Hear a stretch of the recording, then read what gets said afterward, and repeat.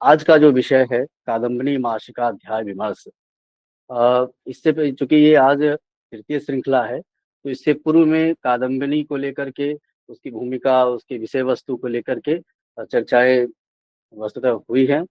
और आज मैं बस थोड़ी सी उसकी भूमिका रखना चाहता हूँ कि ये कादम्बनी विद्या वाचस्पति मधुसूदन ओझा महोदय के द्वारा रचित है, जो कि एक तरह से जो मेघमाला शास्त्र है यानी पर्जन्य शास्त्र है, उसको आधार मान करके लिखा गया है। और यह संहिता ज्योतिष के अंतर्गत जो वृष्टि विज्ञान है उसके लिए, कृषि विज्ञान है उसके लिए अत्यंत ही महत्वपूर्ण और बहुउपयोगी यह शास्त्र है। और साथ ही जो आदरणीय ओझा जी जो आचार्य हैं, उनका जो अथक प्रयास रहा है वैदिक याज्ञिक कर्म को और ज्योतिष के बीच के संबंध को जोड़ने का, वह अभूतपूर्व है। तो ऐसे आचार्य को नमन करता हूँ। साथ ही अ, आज के इस मासिकाध्याय विमर्श के अंतर्गत जो कार्तिक मास से आरंभ करते हुए और पूर्णतः अश्विनी मास के समाप्ति पर्यंत का जो विवेचन है, उसके अंतर्गत वो वृष्टि को लेकर के हो, मेघ को लेकर के हो, अन्न से संबंधित हो, कहाँ वृष्टि किस प्रकार होती है, किस मास में, किस मास के किस तिथि को वृष्टि जो है अत्यंत अतिवृष्टि होती है अथवा वृष्टि का अभाव होता है, इस प्रकार का विवेचन हम इस ग्रंथ में प्राप्त करते हैं। तो कादम्बिनी में मुख्यतः जो है वो 4 अध्याय हैं, जिसमें प्रथम अध्याय जो गर्भाध्याय था, जिसमें मेघ के लक्षण या जो मेघ गर्भ का लक्षण है उसको लेकर के वृष्टि का जो लक्षण है, इन सब विषयों का वहाँ पे प्रतिपादन किया गया। ये आज का जो विषय मासिका अध्याय विमर्श है, यह उस कादम्बिनी ग्रंथ का द्वितीय अध्याय है, जिसके अंतर्गत हम गर्भ से लेकर के और भिन्न भिन्न प्रकार के मासों में, भिन्न भिन्न जितने भी मास हैं 12 मास, उन 12 मासों के जो 2 पक्ष हैं, उन पक्षों में किस प्रकार से भिन्न भिन्न तिथियों में वर्षा वृष्टि का जो लक्षण है वो भिन्न होने से उसका प्रभाव अग्रिम मास में पड़ता है। इसका बहुत ही विस्तृत विवेचन है। और इसके लिए सर्वप्रथम जो निर्दिष्ट विषय है, वो विषय हमारा आरंभ होता है वैशाख मास से। तो वैशाख मास में जो कुछ विषय वस्तु है, उसको मैं यहाँ पर उपस्थापित करता हूँ। कहते हैं कि वैशाख मास और कृषि की दृष्टि से और वर्षा की दृष्टि से, वर्षा विज्ञान है और कृषि भी विज्ञान है, लेकिन वर्षा पे आधारित ही है। यदि वर्षा न हो तो कृषि का औचित्य नहीं रह जाता। तो कहते हैं कि उस कृषि के लिए जो सबसे महत्वपूर्ण मास है, वह वैशाख ही कहा गया है। कि वैशाख कहते, हमारे इधर, चूंकि मैं बिहार से ही हूँ और यहाँ पर हमारे वैसे तो संपूर्ण भारत ही कृषि प्रधान देश है, और हमारे इधर वैशाख में एक अलग ही उत्साह रहता है कि वैशाख आ गया, अर्थात जो फसल है वो अच्छे से, मतलब उसमें जैसे वैशाखी कहते हैं, जिसमें जो कंदमूल इत्यादि हैं, उसके बाद कंदमूल इत्यादि के बाद जो लताओं के द्वारा जो कृषि होती है, जिसमें हम लौकी कह देते हैं, और इसी तरह जो है करेले की, तो इस तरह की जो खेती है वो हमें वैशाख मास में सर्वोत्तम मिलता है। उसके बाद जब वृष्टि आरंभ होती है तो धीरे धीरे धीरे वह फसल जो है वो समाप्त हो जाता है। तो वैशाख मास की जो व्याख्या यहाँ की गई है वो बहुत ही सुदृढ़ की गई है, कि कहते हैं कि वैशाख मास में यदि मेघ गरजे, बरसें, यदि हवाएं तेज चले, तो यह शुभ संकेत होता है। यानी आगामी मासों में, आगामी मासों के लिए वह एक शुभ संकेत है। ठीक है, इसीलिए, और कहते हैं कि यदि उस, फिर भी जो ये वैशाख मास शुभ मास है आगामी महीनों के लिए, मासों के लिए, इसमें यदि वृष्टि होती है तो आगामी मास में इसका फल सुखद होता है। किंतु कहते हैं कि इसमें यदि दशमी और प्रतिपद और पंचमी, इन 3 तिथियों में, शुक्ल पक्ष की दशमी, प्रतिपदा और पंचमी, इन 3 तिथियों में यदि वृष्टि हो जाए तो कहते हैं कि वह जो है वर्षा ऋतु के लिए सही नहीं है, कि वहां पर अकाल पड़ सकता है, वहां पे सूखा पड़ सकता है। इस प्रकार का जो एक वैज्ञानिक पक्ष है वह आचार्य ने यहाँ पर रखा। और निश्चय ही ये प्रयोगात्मक है कि हम इसका प्रयोग भी कर सकते हैं। इन तिथियों में वर्षा हुई तो हम, जो आजकल सबसे बड़ी समस्या आती है कि अब तो चूंकि वैसे सामान्यतः सब जानते हैं कि बिहार जो है वो बाढ़ को लेकर के ज्यादा ग्रसित रहता है, लेकिन किंतु बिहार में भी अकाल यानी सूखा पड़ जाता है। तो उस सूखा का कारण क्या है, ये एक अनुसंधान का जो विषय है कृषि विज्ञान के अंतर्गत, इसमें हम इस ग्रंथ को समावेश कर सकते हैं और इसके आधार पर हम एक नया प्रयोग जो है कर सकते हैं। साथ ही इस वैशाख मास में एक शगुन परीक्षण की बात की गई है, जो अक्षय तृतीया के दिन की जाती है। जैसे हमारे वरिष्ठ आचार्य मिश्र महोदय जी ने उपस्थापित किया था इस बात को, कि किस प्रकार से अक्षय तृतीया के दिन शगुन विचार लोगों के घरों में जाकर के या किसी वस्तु को रख करके, अथवा दिशाओं के आधार पे, जैसे शुक्ल पक्ष की चतुर्थी में यदि उत्तर दिशा की हवा बह रही हो, तो कहते हैं कि यहाँ वहां पर अ, अन्न सुभिक्ष एक योग है जो होता है। दूसरा, पंचमी को यदि पूर्व हवा बह रही हो, तो उस मास में या आगामी मास में वह जो फसल है, वह जो अन्न है, वह महंगी हो जाती है। तो यहाँ वैशाख मास में शुभ संकेत के साथ साथ एक तरह का ये कहते हैं कि एक प्रयोग है कि आप इस तरह का प्रयोग करके अन्न कब महंगे होंगे, कब सस्ते होंगे, इस प्रकार का विवेचन इसके द्वारा हम कर सकते हैं। आगे ज्येष्ठ मास की बात करते हैं, कि कहते हैं कि अगर ज्येष्ठ मास में गर्जना हो, यहाँ मेघ लक्षण की बात है कि मेघ यदि लगी है और गर्जना के साथ है, बिजली नहीं कड़क रही, केवल मेघ गर्जन हो रहा हो, तो कहते हैं वहां पे जो मेघ गर्भ है वह नष्ट हो जाता। तो सबसे अभी जो एक भविष्यवाणी की जाती है कि मेघ को देख करके, कि किस प्रकार संहिता ज्योतिष का ही विषय है, उसमें जो संहिता विषय के आचार्य हैं उन्होंने भी बृहद संहिता इत्यादि में बहुत सारे ऐसे प्रकरण उद्धृत किए हैं, जिसके माध्यम से हम मेघ लक्षण को देख सकते हैं, मेघ गर्भ लक्षण का जो है अन्वेषण कर सकते हैं। तो इसी तरह से यहाँ पर कहते हैं कि ज्येष्ठ मास में यदि गर्भ मेघ गर्जना होती है, तो वहां पर गर्भ जो है, मेघ गर्भ जो है नष्ट हो जाता है। और यदि बिजली कड़कती है, गर्जना ना हो, केवल बिजली कड़कती हुई दिखे, तो इसका अर्थ है कि जो वर्षा ऋतु का मास है, श्रावण या भाद्रपद, उस समय जाकर के अनावृष्टि वहां पर हो सकती है। ऐसा यहाँ पर आचार्य जी का कहना है।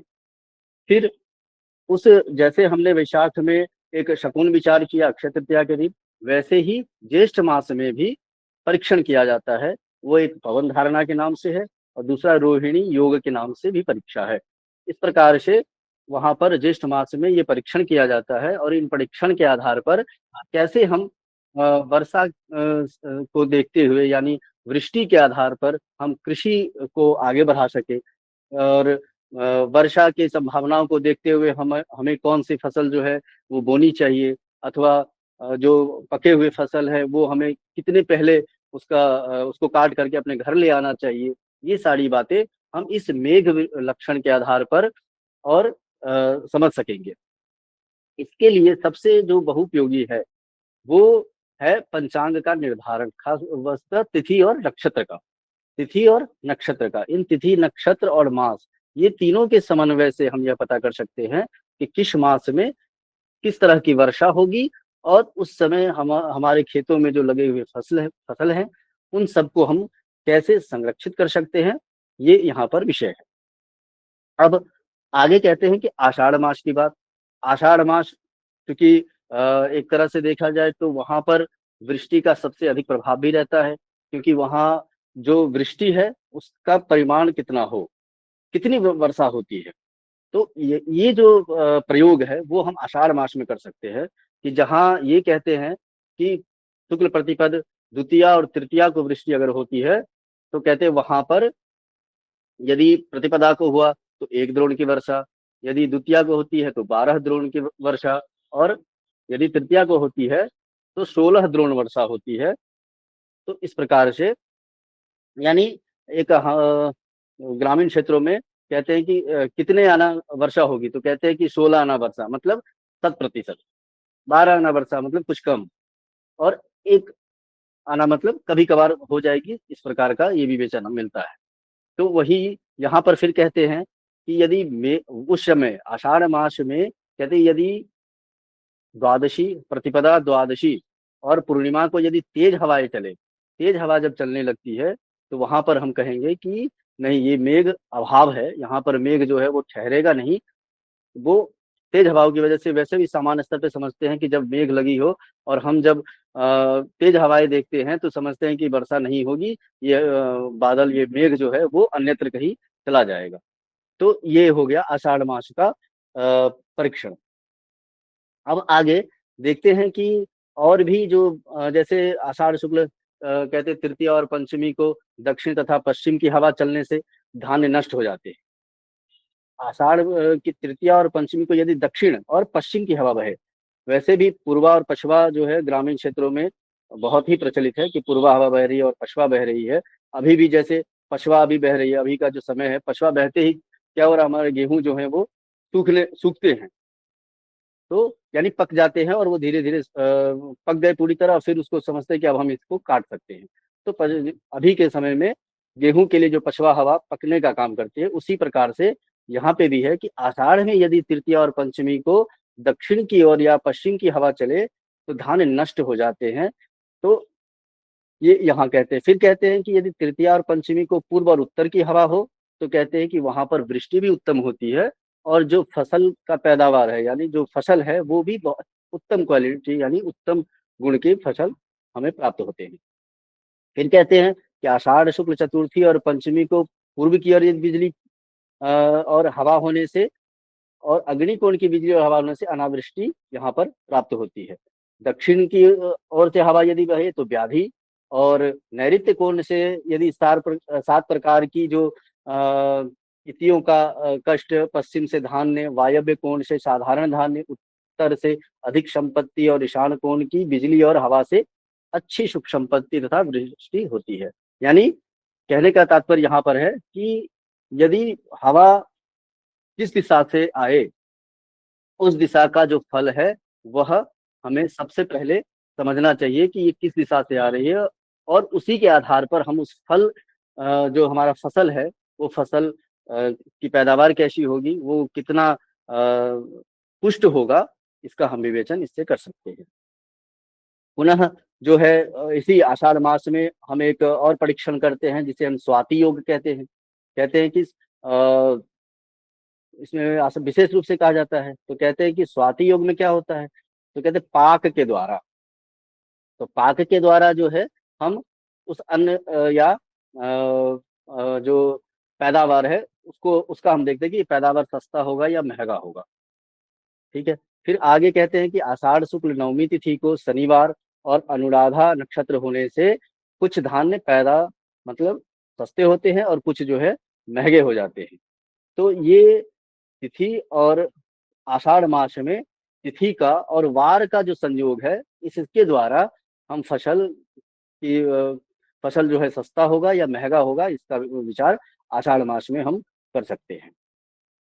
इसके बाद फिर कहते हैं कि चित्रा स्वाति विशाखा नक्षत्रों में खूब वृष्टि यदि होती है तो वहां फिर अग्नि मतलब आगे का जो मास है वहां पर वर्षा का अभाव हो जाएगा। और यदि चित्रा नक्षत्र में यदि वो वायु का आरंभ हो जाता है तो वहां पर फिर वायु की जो प्रधानता है वो आगे वाले मासों में उसकी हानि क्षीण हो जाता है, मतलब जो प्रभाव है वो क्षीण हो जाता है। इसी प्रकार आषाढ़ी परीक्षा नाम से भी एक परीक्षा है जो आषाढ़ मास में किया जाता है। कहते हैं कि आषाढ़ शुक्ल पूर्णिमा के योग यदि सभी मतलब हर तरह से जो है वो गर्भ जो है पुष्ट करने वाला योग नष्ट हो जाता है। कब? आषाढ़ी परीक्षा में शुक्ल पूर्णिमा के योग से यदि सभी मतलब किसी भी प्रकार का योग न बने तो उस मास में जो फसल है अथवा जो मेघ है उसका जो लक्षण है वो सभी नष्ट हो जाते हैं, अर्थात उस आषाढ़ मास में भी सूखा पड़ जाता है। इस प्रकार का यहाँ पर हमें प्राप्त होता है। अब इसके लिए एक चीज़ और हम देखेंगे, कहते हैं कि आषाढ़, ये तो शुक्ल पक्ष की बातें थी, कृष्ण पक्ष में भी कुछ चीज़ें आषाढ़ मास में जो है की जाती हैं, जिसमें आषाढ़ कृष्ण चतुर्थी में यदि अ,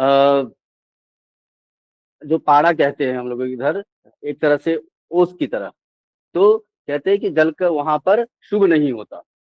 और दूसरी बात है कि अश्विन आषाढ़ पक्ष में जब वृष्टि हो जाए तो वहां पर जो दोष है वह भी सुभिक्ष हो जाता है।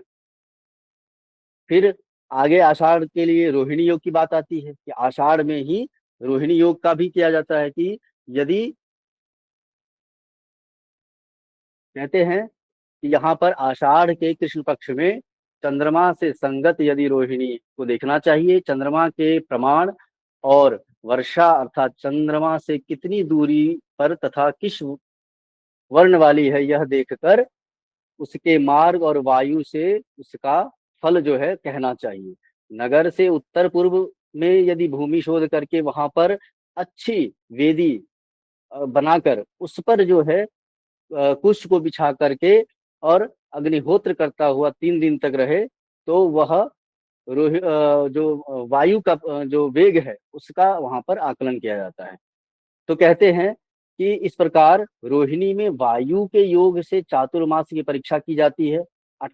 8 प्रहरों में चातुर्मास 8 पक्षों की कल्पना करनी करके, और फिर उसका 15, उसके एक एक प्रहर का जो 15वां भाग है, उस भाग का जो है वो प्रत्येक दिन एक एक फल समझना चाहिए। तो इस प्रकार ये, अर्थात जो रोहिणी है, रोहिणी योग, यह हवा के परीक्षण के लिए है। यहाँ पर हम हवा का परीक्षण करेंगे और जिसके आधार पर जो वृष्टि कब होगी या मेघ जो है वो किस प्रकार से इस क्षेत्र में ठहरेगा या नहीं ठहरेगा, इसका यहाँ पर हम एक प्रयोगात्मक विवेचन यहाँ पर देख सकते हैं और प्रयोग भी कर सकते हैं। फिर कहते हैं कि आगे कि श्रावण में, श्रावण मास में कहते हैं कि श्रावण शुक्ल पक्ष में सिंह राशि के ऊपर सूर्य का यदि संक्रमण हो तो वहां पर जो समुद्र के प्रांत देशों में पूर्ण वर्षा होती है, अन्य देशों में कहीं कहीं वर्षा होती है। तो ये संक्रांति के आधार पे हो गया। श्रावण मास में संक्रांति के आधार पे भी यहाँ पर हम वर्षा का अन्वेषण कर सकते हैं। फिर सिंह राशि के द्वारा, फिर कर्क राशि के द्वारा, कन्या राशि के द्वारा हम वर्षा जो वायु है उस वायु को ध्यान में रखते हुए हम वृष्टि का अन्वेषण कर सकते हैं। फिर आगे यहाँ पर श्रावण मास में ही कहते हैं कि यदि, अब यहाँ पर ग्रहों के आधार पे भी है कि श्रावण में यदि शुक्र अस्त हो और बुध का उदय हो जाए तो भाद्रपद में वर्षा का अभाव समझना चाहिए। यानी यहाँ भी है कि श्रावण में यदि हम ग्रहों का मास में यदि ग्रहों के युति के साथ या ग्रहों का अन्वेषण करते हुए भी यदि हम वृष्टि विचार करते हैं तो उसका प्रभाव आने वाले मासों में अवश्य ही पड़ता है। फिर कहते हैं कि यदि कर्क राशि पे बृहस्पति हो, सिंह राशि पे शुक्र हो, तुला पर मंगल हो तो आषाढ़ कृष्ण में अनावृष्टि और श्रावण शुक्ल में जो है उपद्रव हो जाता है, अर्थात जो फसल है वह नष्ट हो जाते हैं। फिर कहते हैं कि सिंह राशि पर शुक्र होने से अनावृष्टि होती है, और यदि अनावृष्टि न हो तो जो फसल है वो भी नष्ट हो जाते हैं। और वह जो अतिवृष्टि है, जो श्रावण मास में अतिवृष्टि हुई, वह कार्तिक मास में जाकर के अनेक रोगों को उत्पन्न करने वाली हो जाती है। तो इसका प्रभाव कितनी दूर तक जो है देखने को मिलता है। फिर कहते हैं कि श्रावण शुक्ल चतुर्थी को उदय होता, यदि उदित सूर्योदय सूर्य के समय बादलों बादलों से अगर वह दिखाई न दे यानी घिरा हुआ रहे, तो वहां पर कहते हैं कि उस सूर्य जो है वो वर्षा नहीं होने देगा। यदि सूर्योदय काल में ही सूर्य जो है बादलों से ढका रहे तो कहते हैं कि वहां पर सूर्य वर्षा नहीं करेगा, यानी सूर्य के प्रभाव से वर्षा उस दिन नहीं होगी। फिर आगे कहते हैं कि अब श्रावण शुक्ल पूर्णिमा को श्रवण नक्षत्र हो किंतु वर्षा न हो तो यहाँ पर भी शुभ ही समझना चाहिए। श्रावण की पूर्णिमा को चंद्रमा यदि बादलों से ढका है तो शुभ समझना चाहिए, किंतु यदि बादल रहित आकाश स्वच्छ रहना ही शुभ माना गया है। कि पूर्णिमा को यदि चंद्रमा बादलों से ढका हुआ है तो शुभ मानना है, अथवा यदि दिन के समय ही कह ले कि यदि बादल जो है स्वच्छ है तब भी उसको शुभ मानना चाहिए श्रावण के महीनों में। फिर हम आते हैं भाद्रपद के महीनों में। कहते हैं कि भाद्रपद में जो शुक्ल प्रतिपदा, सप्तमी, द्वादशी है, त्रयोदशी है, पूर्णिमा के दिन पश्चिम में यदि बादल लगे तो अच्छी वर्षा होती है। तो और यदि शुक्ल द्वितीया को चंद्रमा दिखाई न दे तो वहां कहते हैं कि वर्ष भर में धान्य की अच्छी उत्पत्ति होती है। तो यदि हमें ये देखना है कि इस वर्ष धान्य की जो उत्पत्ति है वो अच्छी होगी, तो कहते हैं इसके लिए भाद्रपद मास में शुक्ल पक्ष की द्वितीया को हम ये देखें कि क्या हमें चंद्रमा दिख रहा है ना। यदि नहीं दिख रहा तो इसका मतलब उस वर्ष जो है वो अच्छी धान्य की उत्पत्ति होगी। फिर कहते हैं कि भाद्रपद शुक्ल तृतीया को मंगलवार और उत्तरा फाल्गुनी नक्षत्र हो तो वहां पर भी वर्षा नहीं होगी। यानी यदि तृतीया और मंगलवार को उत्तरा फाल्गुनी हो जाए, नक्षत्र हो, तो वहां पर वर्षा नहीं होगी। फिर कहते हैं कि चतुर्थी को यदि गुरुवार के होने पर और उत्तरा फाल्गुनी नक्षत्र होने से, फिर सोमवार होने से, हस्त नक्षत्र होने से और शुक्रवार होने से, यदि उत्तरा फाल्गुनी नक्षत्र है तो सोमवार, हस्त नक्षत्र है तो शुक्रवार के होने पर, और वहां पर कहते हैं कि निसंदेह वहां पर जो है वर्षा होगी। फिर इसी प्रकार आगे चलते हैं तो वहां पर एक